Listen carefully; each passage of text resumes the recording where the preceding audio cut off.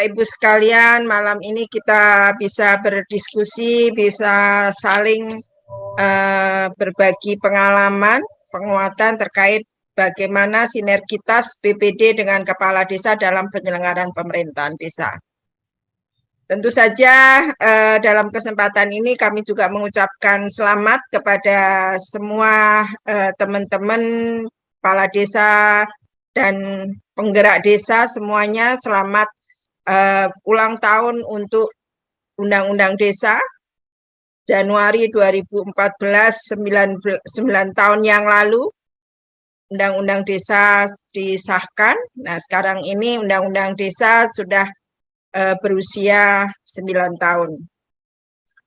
Pasti 9 tahun ini untuk dilihat dari waktunya mungkin bisa juga lama, relatif bagaimana teman-teman melihatnya dari sudut pandang mana. Ada yang mungkin masih kita harus banyak belajar, harus banyak penyesuaian, harus juga kita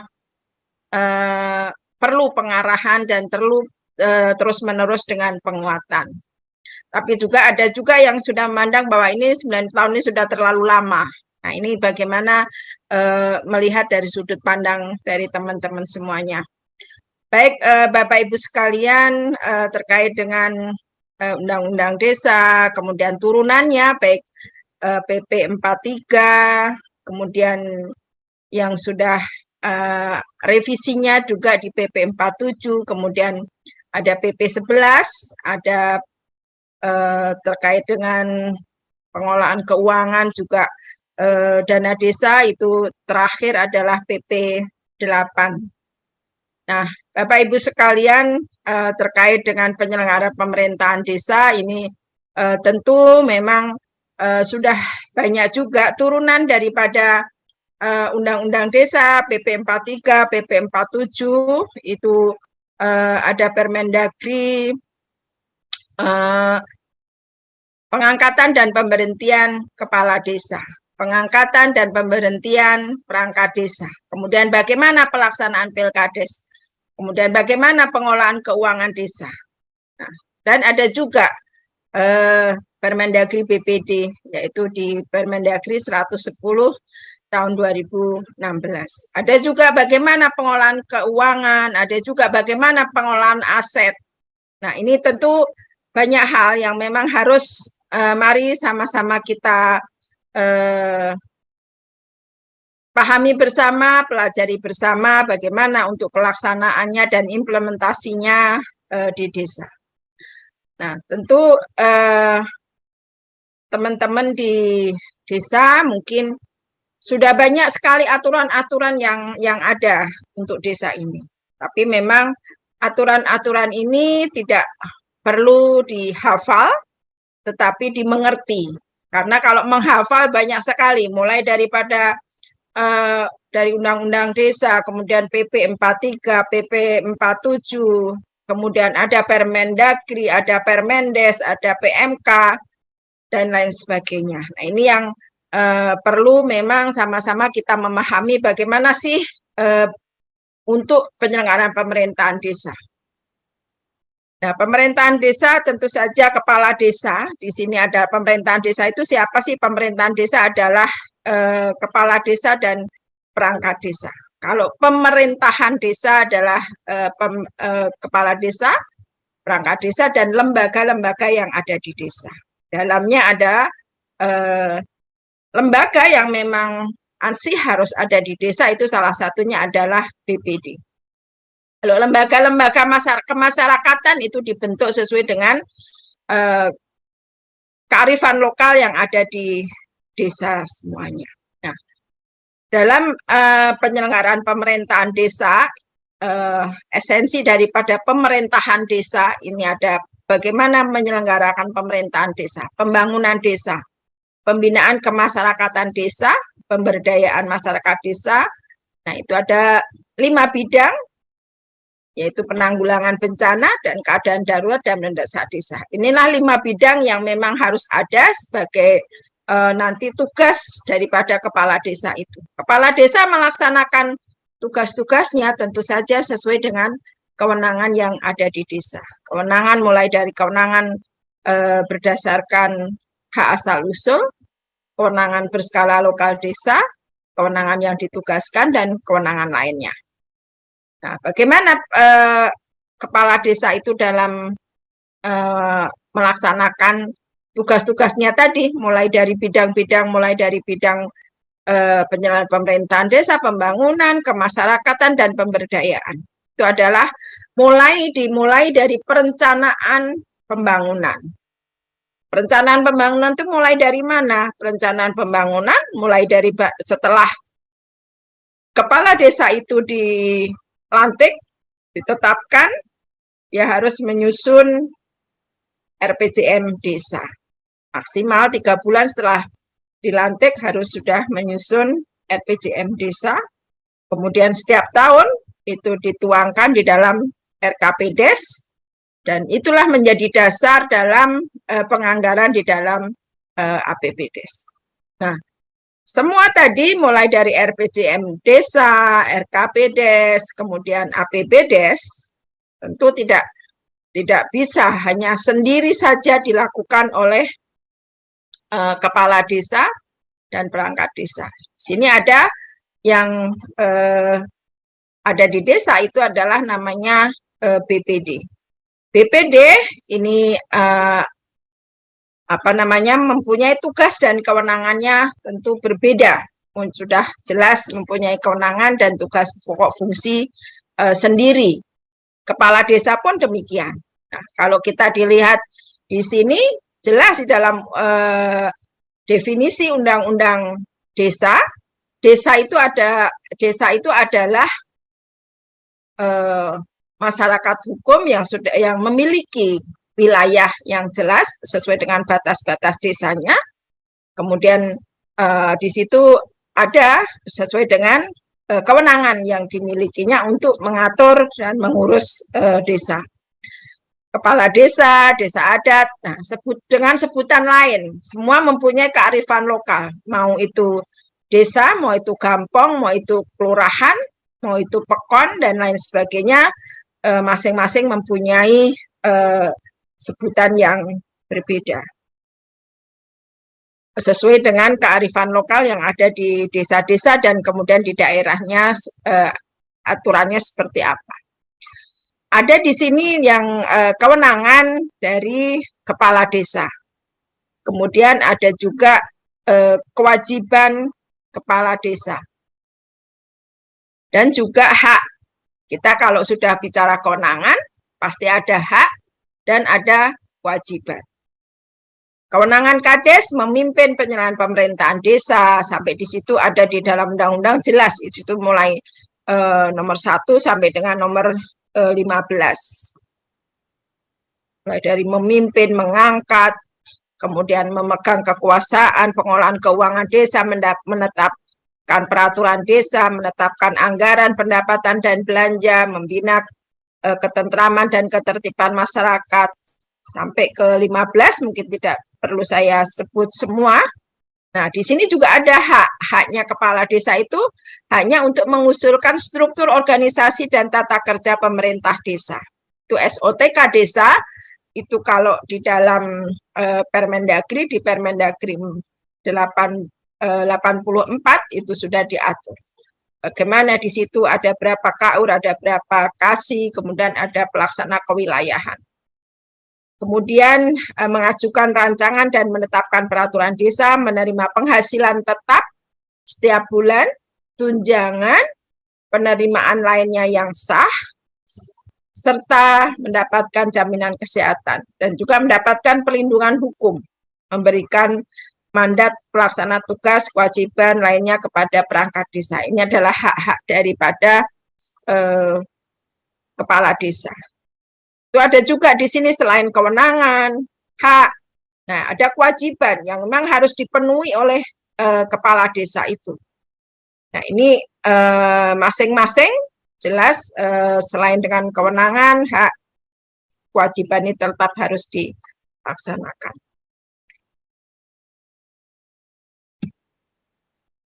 Nah, kalau di sini ada, kalau tadi kita bicara dengan eh, kepala desa, sekarang ini BPD.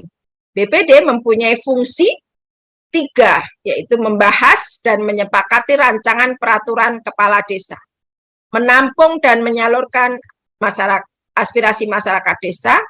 Yang ketiga adalah mengawasi kinerja kepala desa. Nah, ini memang sudah menjadi fungsi daripada BPD itu hadir di desa. Apakah itu kepala desa itu suka atau tidak dengan BPD itu, masyarakat, karena BPD itu ada dipilih juga oleh masyarakat, penentuannya bisa dengan musyawarah dan juga bisa dengan pemilihan. Selain fungsi tadi, 3 tadi juga mempunyai tugas BPD. Kemudian hak dan kewajibannya, nah ini wewenang. Nah ini kalau kita bicara terkait dengan BPD, mungkin tadi Pak Suryo sudah menyampaikan, kalau dulu BPD itu seolah-olah menjadi DPRD-nya di desa. Nah memang kalau dilihat dari fungsi ini jelas, memang juga di sini ada membahas dan menyepakati rancangan peraturan desa bersama kepala desa. Kemudian menampung dan menyalurkan aspirasi masyarakat. Nah, yang ketiga ini mengawasi kinerja kepala desa. Kinerja kepala desa tadi sudah saya sebutkan, ada 5 bidang tadi. Jadi yang diawasi oleh BPD tentu bukan hanya terkait dengan pengolahan keuangan. Jadi kalau ada BPD yang hanya melaksanakan tugasnya, terus kemudian meminta pertanggungjawaban, kemudian minta kwitansi, itu sebenarnya BPD tidak pada tempatnya. Jangan sampai BPD overlap nanti dengan inspektorat. Nah ini yang harus sama-sama bagaimana BPD itu bisa melaksanakan tugas pokok dan fungsinya secara benar. Nah, perlu juga saya sampaikan di sini. Sekarang ini euforia banyak sekali APBDes itu yang tidak disepakati oleh teman-teman BPD. Nah, kalau sudah tidak disepakati, nah disepakati itu apakah artinya mereka tadinya membahas atau memang tiba-tiba disodori untuk minta disepakati. Nah, ini berbeda dengan yang harusnya dibahas dan disepakati. Nah, harusnya memang tidak hanya terkait dengan APBDes, tapi mulai dari RPJM desa. Karena kalau kita melihat tadi fungsi ketiga BPD tadi adalah pengawasan kinerjanya kepala desa. Kalau mengawasi kinerja mulai dari tadi penyelenggaraan pemerintahan desa, pembangunan, kemasyarakatan, kemudian pemberdayaan sampai dengan ke bidang 5, penanggulangan bencana dan keadaan darurat desa, itu tentu mulai dari RPJM desa. Bagaimana BPD bisa mengawasi dalam pelaksanaan kalau BPD itu tidak tahu awalnya dalam perencanaannya. Kemudian setelah tahu perencanaannya seperti apa, dan BPD kan mulai di dalam RPJM desa itu keluarannya adalah dengan Perdes, peraturan desa. Peraturan desa sudah jelas, peraturan desa itu harus dibahas dan disepakati bersama antara kepala desa dan BPD. Nah itu dalam arti kalau kita mau melihat itu otomatis kalau situ sudah ada RPJM desa, berarti kan BPD itu sudah membahas. Kalau sudah membahas itu kan pasti dia menguliti satu-satu, sudah paham. Apa sih yang akan dilakukan oleh si kepala desa dalam selama dia menjabat selama 6 tahun itu. Kemudian dituangkan setiap tahunnya di dalam RKPDes. Nah, RKPDes pun demikian juga Bapak Ibu sekalian. RKPDes juga harus juga dibahas dan disepakati karena itu nanti adalah dengan Perdes RKPDes. Ya, Perdes RKPDes menjadi bahan dalam penyusunan rancangan APBDes. Nah, ini Bapak Ibu sekalian alur yang memang harus sama-sama kita pahami bagaimana BPD itu melaksanakan tugasnya. Ini adalah mulai dari perencanaan sampai pelaksanaan sampai kepada nanti pelaporan. Nah, mungkin banyak sekali Pak Koco yang saya temui di lapangan, di daerah-daerah, banyak BPD itu tidak tahu dia fungsinya apa sebenarnya, dia ada di desa itu apa. Nah, kadang ada juga yang tahu, tetapi dari desanya dia tidak difungsikan. Jadi dia sebenarnya dia ngerti, harusnya dia membahas, tapi tidak pernah kepala desa memberikan rancangannya, kemudian tahu tiba-tiba hanya di ujung waktu, ini Pak BPD minta tolong segera ditandatangani, minta tolong segera disepakati karena ini akan segera ada pencairan. Nah, hal-hal seperti itu sering sekali terjadi. Nah, kalau sudah terjadi demikian, siapa sebenarnya yang harus kita pembinaan dan pengawasannya? Binwasnya itu sebenarnya siapa? Binwasnya adalah supradesa, dalam hal ini adalah camat. Bagaimana camat untuk pembinaan dan pengawasan supaya BPD dan kepala desa itu sinergis, dalam arti adalah harmoni antara untuk penyelenggaraan pemerintahan desa.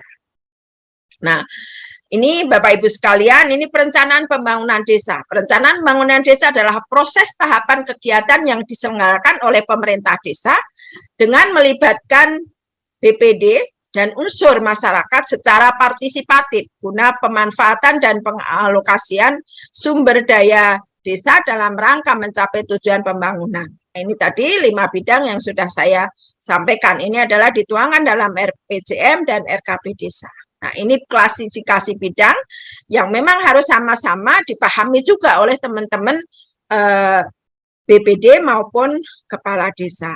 Ini garis-garis besar dalam perencanaan pembangunan di desa. Kemudian, nah ini Bapak Ibu sekalian yang mungkin jangan sampai nanti overlap. Kami pernah menemukan, kami ke lapangan melihat bagaimana sih pelaksanaan musyawarah desa di dalam penyusunan RKP desa. Musdes itu memang harusnya ini adalah ranahnya BPD. Tapi ada di beberapa daerah masih juga Musdes itu dipimpin oleh kepala desa. Inilah yang kadang-kadang overlap. Jadi mana tugasnya kepala desa, mana tugasnya BPD, ini yang belum sama-sama dipahami. Nah, dalam kesempatan ini Bapak Ibu sekalian, mungkin mari kita lihat, di sini ada peran kepala desa dan BPD dalam perencanaan pembangunan desa. Nah, kalau ini yang pakai dasi, ini adalah BPD. Ini tugasnya adalah menggali, menampung, dan mengelola aspirasi masyarakat, kemudian menyelenggarakan musyawarah desa, ikut serta dan memberikan pandangan dan masukan dalam musyawarah perencanaan pembangunan desa. Kemudian membahas dan menyepakati rancangan Perdes RPJM desa, RKP desa bersama kepala desa dalam musyawarah BPD. Nah, musyawarah BPD berbeda lagi. Nanti intern BPD, tapi nanti ada di situ kepala desa untuk menyepakati Ranperdes. Kemudian melaksanakan pengawasan kinerja kepala desa dalam ruang lingkup perencanaannya sampai kepada pelaporan. Mungkin perlu saya sampaikan di sini kepada teman-teman BPD dan kepala desa, kami sudah menyusun juknis pengawasan kinerja kepala desa, kemarin sudah ditandatanganin oleh Pak Dirjen, ini kita susun pada 2022 kemarin, mungkin nanti akan lebih banyak kita sosialisasikan. Karena ini penting kami sampaikan, karena walaupun tugas pengawasan kinerja kepala desa oleh BPD itu memang sudah menjadi kewajiban BPD, tetapi banyak juga yang tidak tahu bagaimana sih melaksanakan tugasnya BPD untuk pengawasan ini. Nah, ini yang kadang-kadang tadi yang saya sampaikan Pak Koco dan teman-teman semua, jadi overlap seolah-olah BPD itu menjadi inspektorat, itu yang mungkin memang harus sama-sama sedikit demi sedikit untuk pemahaman-pemahaman ini kita berikan, dan mudah-mudahan ke depan ada harmoni antara kepala desa dan BPD semakin kompak. Jadi kita mungkin tidak akan dengar lagi ada nanti di sini Perdes tidak disepakati oleh BPD, kadang tidak dibahas dan sebagainya. Nah, ini tadi kalau tadi adalah peran BPD. Nah, kalau sekarang ini yang kepala desa. Kepala desa itu tugasnya apa dalam perencanaan pembangunan? Di sini mempersiapkan rumusan arah kebijakan pembangunan desa berdasarkan visi dan misi kepala desa. Nah, ini visi misi yang nanti disusun dalam RPJM. Membentuk tim penyusun RPJM dan RKP yang ditetapkan melalui SK. Jadi kepala desa membentuk tim untuk penyusunan RPJM desa dan RKP desa, nanti menjadi bahan, draft itu menjadi bahan untuk dibahas dan disepakati bersama dengan BPD. Kemudian melakukan pembinaan terhadap kinerja tim penyusun, memeriksa kerja laporan dari tim penyusun, kemudian menyampaikan rancangan Perdes RPJM dan RKP desa kepada BPD. Memfasilitasi dan ikut serta dalam pelaksanaan Musdes. Nah, jelas bahwa Musdes itu yang melaksanakan adalah BPD, namun difasilitasi oleh kepala desa, dalam hal ini adalah pemerintah desa. Kemudian melaksanakan menyelenggarakan musrembang desa. Jadi kalau musrembang desa memang ini adalah domainnya kepala desa. Kemudian membahas dan menyepakati Ranperdes RPJM desa, RKP desa bersama BPD. Menetapkan Perdes RPJM desa dan RKP desa, kemudian menyampaikan daftar urusan rencana kerja pembangunan kepada camat dan melakukan perubahan RPJM desa dan RKP desa sepanjang itu dibutuhkan. Nah, ini tadi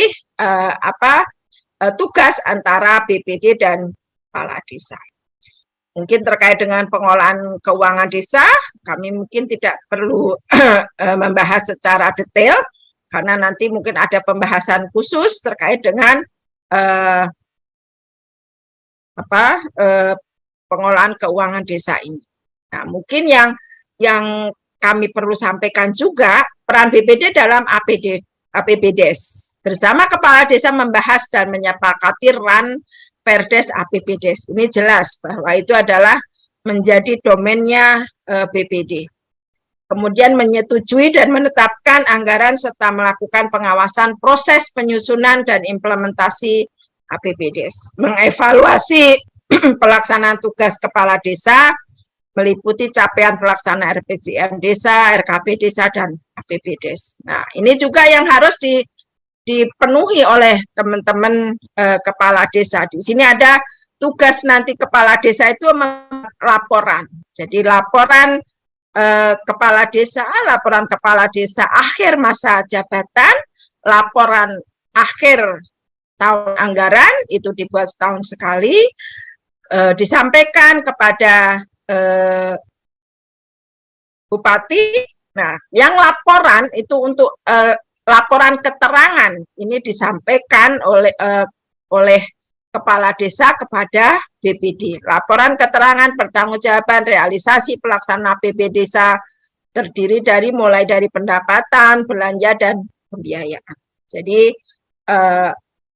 memang sudah menjadi sudah diatur di dalam peraturan bahwa BPD dan kepala desa itu memang harus ada kerjasama yang baik, sinergi inilah yang memang diperlukan. Jadi jangan sampai nanti kebanyakan kepala desa yang tidak tahu bahwa di situ sebenarnya ada BPD, tapi tidak dimanfaatkan untuk fungsinya, itu tidak dihargai. Kadang ya dianggapnya seolah-olah rivalnya, seolah-olah malah musuhnya. Nah, ini yang mari sama-sama pelan-pelan bahwa BPD dan kepala desa itu adalah mitra kerja. BPD bukan atasannya kepala desa, dan juga kepala desa bukan juga atasannya BPD. Ini yang harus sama-sama nanti dipahami bersama.